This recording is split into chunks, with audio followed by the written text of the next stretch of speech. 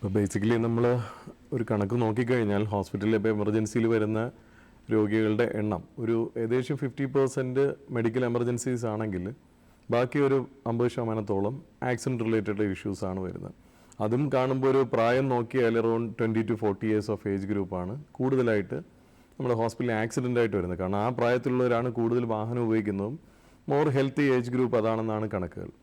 അതിലും ഏറ്റവും കൂടുതൽ അപകടം വരുന്നത് 2 വീലേഴ്സ് തന്നെയാണ്. Around 40% of the accident present ചെയ്യുന്നതെല്ലാം 2 വീലർ തന്നെയാണ്.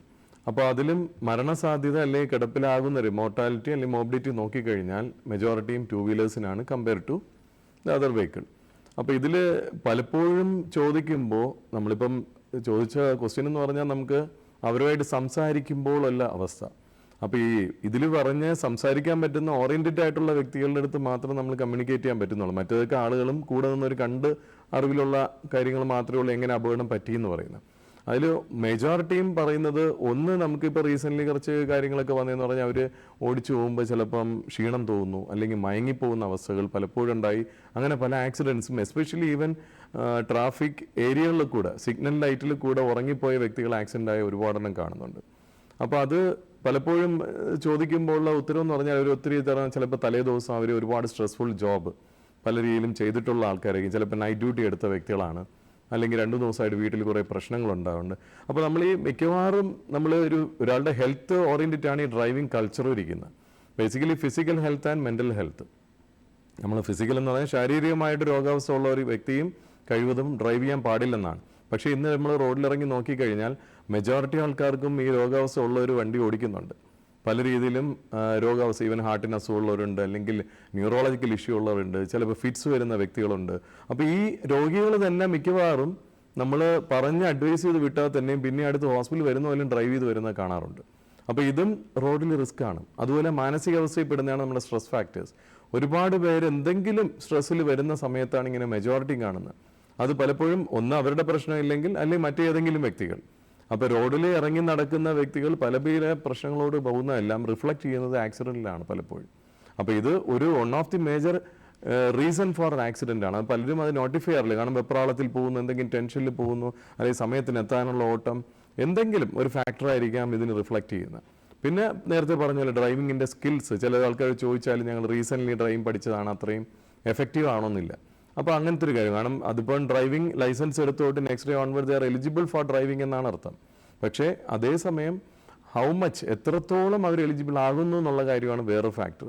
നമുക്ക് വരുന്ന യങ്ങർ ഏജ് ഗ്രൂപ്പ് ചോദിച്ചാൽ തന്നെ മിക്കവാറും ചില 18, 19, 20 വയസ്സിലുള്ള പയ്യന്മാരൊക്കെ മേ ബി റീസെൻ്റ്ലി ഒരു ലൈസൻസ് എടുത്തവരായിരിക്കാം. അപ്പോൾ ഈ വ്യക്തികൾ അല്ലെങ്കിൽ കുട്ടികൾ ശ്രദ്ധിക്കേണ്ട കാര്യമെന്ന് പറഞ്ഞാൽ നമ്മൾ ഏത് പ്രൊഫഷനിൽ ജോലി ചെയ്യുന്ന വ്യക്തിയായിരുന്നാലും നമുക്ക് എല്ലാവർക്കും ഉള്ള എക്സ്പീരിയൻസ് ആണ്. നമ്മൾ പഠിച്ചിറങ്ങി കഴിഞ്ഞാൽ ഒരിക്കലും തനിച്ച് ജോലി ചെയ്യാനോ എല്ലാം കേപ്പബിളായിട്ട് ചെയ്യണമെങ്കിൽ അതിനൊരു എക്സ്പീരിയൻസ് ആവശ്യമാണ്. അപ്പോൾ ഒരു പരിധി വരെ അറ്റ്ലീസ്റ്റ് കുറച്ച് മാസങ്ങളെങ്കിലും നമ്മൾ എന്തൊക്കെ പഠിച്ചിട്ടുണ്ടെങ്കിൽ ഏത് ഉണ്ടെങ്കിലും ഒരു ട്രെയിനിങ് എടുക്കുന്നത് പോലെ അറ്റ്ലീസ്റ്റ് ഒരു നോളജ് ഉള്ള ഒരു വ്യക്തി, ഇതിനെക്കുറിച്ച് അറിവുള്ള വ്യക്തികളുടെ കൂടെ, അല്ലെങ്കിൽ അപ്പനോ അമ്മയോ ആരെങ്കിലും ആയിക്കോട്ടെ, ഇതിന് ഡ്രൈവിംഗ് അറിയാമെന്നുള്ളൊരു വ്യക്തികളോട് റെഗുലറായിട്ട് കുറച്ച് ദിവസം ഓടിച്ച് പ്രാക്ടീസ് ആയതിനു ശേഷം മാത്രമേ തനിച്ച് പോകാനുള്ള രീതി ഉണ്ടാവണം. അത് നിർബന്ധമായിട്ട്. അപ്പോൾ ഇങ്ങനത്തെ രീതിയിലുള്ള ഒരുപാട് മിസ്റ്റേക്സ് പലപ്പോഴും നമ്മൾ വരുന്ന രോഗികൾ പറയാറുണ്ട്. ഒന്ന് ഡ്രൈവിംഗ് ലൈസൻസ് ഉടനെ എടുത്ത ആൾക്കാർ, പിന്നെ ഒന്ന് മാനസികാവസ്ഥ, മറ്റ് രോഗാവസ്ഥ, പല രീതിയിൽ. അപ്പോൾ ഇതൊക്കെയാണ് നമ്മൾ കൂടുതലും വരുന്ന കണ്ടീഷൻ. അതിൽ വരുമ്പോഴും മെജോറിറ്റിയും വരുന്ന മോർട്ടാലിറ്റി വരുന്ന കേസസ് എല്ലാം ഹെഡ് ഇഞ്ചുറി തന്നെയാണ് ഏറ്റവും കൂടുതൽ. തലയ്ക്കുണ്ടാകുന്ന അടിയും അതുപോലെ മറ്റ് ആന്തരികങ്ങൾക്കുള്ള ഇഷ്യൂസും. അതിൽ ഒന്ന് മെജോറിറ്റി ഹെഡ് ഇഞ്ചുറി പറഞ്ഞെല്ലാം. അതുപോലെ ഈ പഠിച്ചിറങ്ങുന്ന കുട്ടികളുടെ ഈ പ്രായത്തിൽ വരുന്ന 18-20 വയസ്സിൽ വരുന്ന വ്യക്തികൾ, അല്ലെങ്കിൽ കൂടുതൽ പ്രായമായാലും ഇവരെല്ലാം ഈ സേഫ്റ്റി മെഷേഴ്സ് എടുക്കാൻ ഇപ്പോഴും മടി കാണിക്കുന്നുണ്ട്. പലപ്പോഴും കാണുന്നതാണ് ഒള്ളി നമ്മൾ പോലീസ് കവർ ചെയ്യുന്ന ഏരിയ, അല്ലെങ്കിൽ ക്യാമറ ഏരിയ, അല്ലെങ്കിൽ ശ്രദ്ധിക്കുമെന്നുള്ള ഏരിയകൾ മാത്രമേ ഈ സേഫ്റ്റി ഗിയേഴ്സ് യൂസ് ചെയ്യുന്നുള്ളൂ.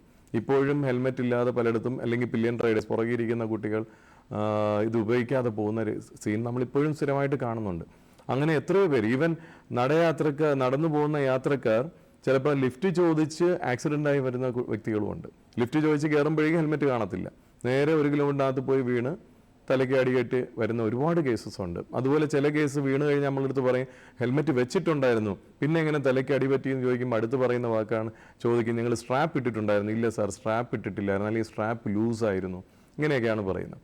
അപ്പോൾ അത് പ്രോപ്പറായിട്ടുള്ള ഹെൽമെറ്റ്, സേഫ്റ്റി ഹെൽമെറ്റ് വയ്ക്കുകയും ടൈറ്റ് ആയിട്ടുള്ള ബെൽറ്റും എല്ലാം ഇടാമെങ്കിൽ, അതുപോലെ ഫേസ് ഫുൾ കവേർഡ്. ചില ആൾക്കാർ വരുമ്പോൾ ഫേസ് കംപ്ലീറ്റ്ലി ഇഞ്ചേർഡ് ആയിരിക്കും. അത് എന്ന് ചോദിച്ചാൽ ഈ ഫേസ് എക്സ്പോസ്ഡ് ആയിട്ടുള്ള ഹെൽമെറ്റ്സ് യൂസ് ചെയ്യുക. അപ്പോൾ ഇങ്ങനത്തെ രീതിയിലുള്ള ഇമ്പാക്റ്റ് കൂടുതൽ തലയിൽ വരാൻ ചാൻസസ് കൂടുകയും അങ്ങനെ മരണനിരക്ക് വരുന്ന ഒരുപാട് കേസസ് ഉണ്ട്. അപ്പോൾ ഇതൊക്കെയാണ് നമ്മൾ കോമൺ ആയിട്ട് ചോദിക്കുമ്പോൾ. അതുപോലെ കാർ ഓടിക്കുന്ന വ്യക്തികളും സീറ്റ് ബെൽറ്റ് ഇല്ല, സൈഡിലിരിക്കുന്ന വ്യക്തികൾ സീറ്റ് ബെൽറ്റ് ഇല്ല, ബാക്കിലിരിക്കുന്നവർ സീറ്റ് ബെൽറ്റ്. അപ്പം സേഫ്റ്റി ഗിയർ യൂസ് ചെയ്യാതെയും പിന്നെ അവരുടെ physical and mental health proper അല്ലാത്ത കാരണം ഒരുപാട് ആക്സിഡൻറ്റ് സംഭവിക്കുന്നുണ്ട്.